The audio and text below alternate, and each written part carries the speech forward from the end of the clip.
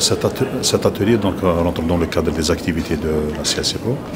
Donc c'est une activité qui concerne la validation du plan de formation qui s'est étalé sur 5 ans entre 2019 et 2023. Et un nouveau programme de formation, un plan de formation sera validé aujourd'hui lors de cette rencontre qui va s'étaler du 5 au 9 en présence de tous les pays qui sont concernés par le CRIC au niveau de la région occidentale. Et c'est un atelier qui a été organisé en collaboration avec le ministère de l'Agriculture et du Développement rural. Donc l'objectif est de mettre en synergie tous les efforts pour renforcer les capacités d'intervention de tous les pays en matière de formation sur diverses thématiques. Et également, nous avons profité de l'occasion de cet atelier à l'effet d'introduire un sujet qui est très important, c'est la situation acridienne qui prévaut au niveau de la région occidentale de l'Afrique, notamment au niveau des pays de l'Afrique du Nord. Il y a lieu de signaler qu'il y a actuellement une activité de criquet qui est inhabituelle et pour laquelle donc, des efforts doivent être consentis à l'effet d'épargner notre région des invasions acridiennes. Donc ce sera une occasion pour discuter des plans opérationnels de tous les pays afin quand même de les consolider et de mettre un effort commun pour pouvoir donc contrecarrer l'activité acridienne. حضرنا اليوم للجزائر ومدينة وهران بالخصوص لحضور الورشة الإقليمية حول وضع خطة التدريب للفترة 2023-2027. وكانت هذه مناسبة قيمة وجيدة لاستعراض وضعية الجراد في المنطقة الغربية. وقد قمنا فيما يخص موريتانيا بتقديم الوضعية التي تتميز بدخول بعض جماعات الجراد خلال شهر مايو ابتداء من 18 مايو إلى موريتانيا. وقد تسللت هذه الأفراد ومجموعات الجراد من المناطق الشمالية، وإبان دخولها الأراضي الموريتانية تم القيام بجملة من الإجراءات كان من أولها هو عمل تقييم لحالة الجراد في المناطق الشمالية، وثانيها هو إيفاد فرق للاستكشاف والمكافحة في المناطق الواحاتية. كما تم تفعيل المركز البوست قسم التدخل على مستوى المركز، وتم إعداد خطة طوارئ للتصدي لهذه المشكلة. هنا تجدر الإشارة بأن نحن مقبلون على موسم أمطار يوصف بأنه سيكون مبكر، وبأن هذه الأمطار ستكون غزيرة خاصة في مناطق تكاثر الجراد، وسيكون أيضا موسم جراد طويل. كل هذه الظروف مع وجود هذه المجموعات الجراد على مستوى موريتانيا ومستوى المنطقة تدفع بنا كدولة معنية بالجراد أن نكون على وجه الاستعداد للقيام بحملة ناجحة إن شاء الله في هذا الموسم المقبل. بالنسبة لورشة العمل التي تعقد هذا الأسبوع وتعقدها هيئة مكافحة الجراد الصحراوي للمنطقة الغربية، تعتبر من أهم ورش العمل والنشاطات التي تتعلق في تطوير القدرات للدول الأعضاء. وهذا النشاط طبعا يعتبر نشاط أساسي الذي يجمع جميع الدول الأعضاء في الهيئة لمناقشة واقتراح المواضيع التي سيتم العمل عليها خلال الفترة القادمة من 2023 إلى 2027 فيما يخص بناء القدرات. وهيئة مكافحة الجراد الصحراوي للمنطقة الغربية هي هيئة سباقة بالنسبة لورش العمل هذه وعملية التطوير والتحديث فيما يخص بناء قدرات الكوادر وأيضا عملية البحوث والتطوير. هذه الورشة طبعا هتكون فرصة جيدة أيضا للاطلاع ومراجعة الوضع القائم في الدول الأعضاء فيما يخص تكاثر الجراد الصحراوي. نعرف احنا في بعض التكاثر في بعض البلدان، والدول هذه اتخذت إجراءات كفيلة للحد من تكاثر هذا الجراد الصحراوي. وهذه أعتقد اليوم الأول من الورشة هو يوم جيد لمناقشة الوضع الحالي وأيضا الخطط اللي هي المستقبلية في المدى القريب لمواجهة والحد من تكاثر هذا الجراد في الفترة القادمة، يعني في مراحل التكاثر الصيفية، بالإضافة إلى المواضيع الأهم أيضا التي ستطرح وتناقش أو تعرض في هذه الورشة، وموضوع التطور المحرز فيما يخص المشروع الممول من وكالة الفرنسية للتنمية. هذا المشروع البحثي المهم الذي طبعا يرفض الإقليم والهيئة في موضوع تطوير الآليات والأنظمة فيما يخص التوقعات والتنبؤات للجراد الصحراوي المبنية على تطور التغير المناخي. فهذه فرصة جيدة أيضا لاستعراض التقدم المحرز من قبل السيراد في هذا المجال، وأيضا مناقشة مدى التقدم وإن وصلنا في موضوع هذا الأنظمة. شكرا. الاسم فقط والبوزيشن؟ أوكي. شوقي الدبعي، رئيس فريق الجراد والآفة النباتية العابرة للحدود في منظمة الفاو في المركز الرئيسي في روما. Mes appréciations sont bonnes. Nous avons travaillé depuis les premiers jours sur l'élaboration d'un plan régional de formation pour les 4 années à venir. Nous avons d'abord procédé par l'évaluation du plan précédent et ensuite nous sommes complètement tombés dans le vif du sujet, c'est-à-dire élaborer ce qu'on doit faire en termes de renforcement des capacités individuelles, de renforcement des capacités des États dans le processus de gestion du criquet pèlerin au niveau de toute la région occidentale. Alors ça doit pouvoir aboutir normalement à requinquer tout le monde pour qu'on puisse avoir les ressources humaines qu'il faut, on puisse avoir également la capacité de chaque ressource humaine pour qu'ensemble on puisse contribuer à gérer de la manière la plus correcte le criquet pèlerin pour que les dégâts que nous connaissons de ce nuisible ne soient pas choses très répétitives dans nos zones. L'atelier, ça s'est bien passé, alhamdoulilah. Surtout, on a eu beaucoup de compréhension par rapport au plan de formation 4. Donc on espère que pour le plan formation 5, on fera beaucoup d'améliorations pour bien améliorer le travail, Inch'Allah. On a remarqué beaucoup de choses. Il y a une bonne amélioration. Donc, comme on l'avait, le plan formation 4, on n'était pas là à la validation. Actuellement, comme on est là, donc on a compris le processus. Prochainement, on saura comment ça se passe avec le plan formation 5, Inch'Allah. Donc, comme ils ont dit qu'il faut que les pays participent, l'État participe au financement, donc on espère qu'ils pourront participer, Inch'Allah, dans les prochaines formations. Donc notre présence aujourd'hui à cet atelier, c'est pour pouvoir évaluer un peu l'activité de formation au sein de la CLSPRO. Donc la CLSPRO a exécuté jusqu'à présent 4 plans de formation. Donc aujourd'hui, on est en train d'évaluer un peu le déroulement de 4e plan et pour pouvoir programmer un 5e plan. L'activité de formation pour l'ensemble des pays qui font partie de la CLSPRO est une activité très intéressante pour laisser et pour avoir des unités qui seront toujours actives et qui suivent en quelque sorte surtout les nouveautés. Donc l'esprit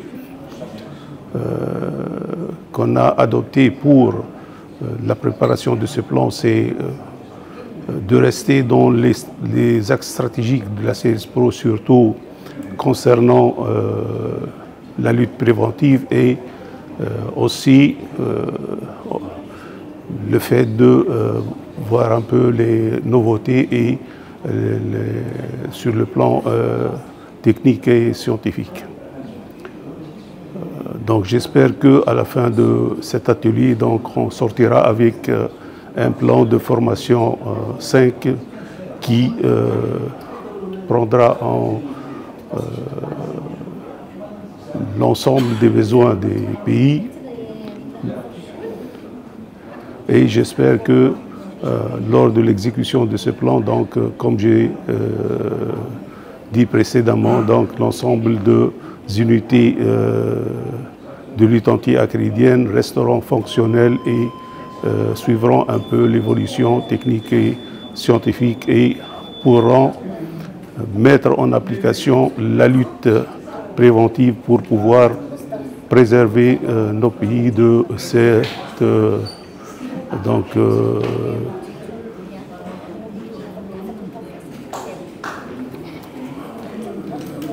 de ces fléaux qui est le criquet pèlerin. Oui. Madame Maïga Azour, je suis du Niger et je suis directrice suivi évaluation au niveau du CNLA Niger. Pour la formation dans l'ensemble, ça s'est très bien passé. Moi, en tant que responsable suivi évaluation, j'ai beaucoup apprécié le fait de mettre en place les points focaux pour formation, parce que ça va permettre de mieux gérer les formations. Donc, et d'avoir l'information à temps sur les formations qui se sont déroulées. Ça permet d'avoir des informations à temps en tant que suivi évaluation. Donc, j'ai beaucoup apprécié le système qui a été mis en place par la CSPRO. Merci. Directeur général de l'Institut national de la protection des végétaux. Tout d'abord, comme pays hôte, j'espère que les déroulements de la réunion sont réalisés dans de bonnes conditions. Nous avons mobilisé toute la logistique pour assurer à la CSPRO d'organiser dans les meilleures conditions possibles les 3 réunions, je peux dire les 3 réunions. La première réunion qui a été consacrée aux discussions des plans d'action pour faire face à la situation acridienne actuelle qui a touché notre région occidentale et de préparer un plan d'action, c'est-à-dire des plans d'action pour chaque pays, surtout les pays du Sahel africain, abritant les zones de reproduction estivale de criquet, de faire face et de réduire au maximum le potentiel acridien durant la phase estivale. Et par la suite, nous avons assisté à l'atelier de planification de formation entre 2023 et 2027 et qui a vu la planification par tous les pays, les formations nationales et par la CSPRO, les formations régionales qui sont prévues. Et je considère que la formation reste le pilier essentiel du fonctionnement du centre de lutte anti-acridienne au niveau de notre région.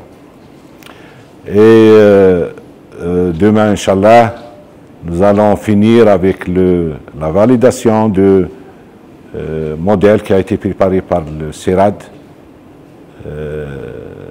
concernant les prévisions, c'est-à-dire les prévisions des situations acridiennes. Et c'est un travail très important parce que sans prévision, on ne peut pas planifier des interventions au niveau de notre région. Et comme le criquet qui reste un phénomène imprévisible, donc une prévision, comment dirais-je, fiable, va permettre aux aussi bien au pays que pour le CRC Pro, pour se préparer à faire face à ce fléau qui reste le numéro 1 comme risque à la sécurité alimentaire de l'ensemble du pays qui abritent les zones de reproduction ou bien et aussi les pays d'invasion de cet insecte qui a commencé, d'après l'histoire, à poser des problèmes sur la sécurité alimentaire du pays depuis 120 avant Jésus-Christ, et la dernière invasion date de 2019-2021 au niveau de la région centrale, et j'espère que notre région ne sera pas frappée par une nouvelle invasion acridienne. Et merci beaucoup de votre attention.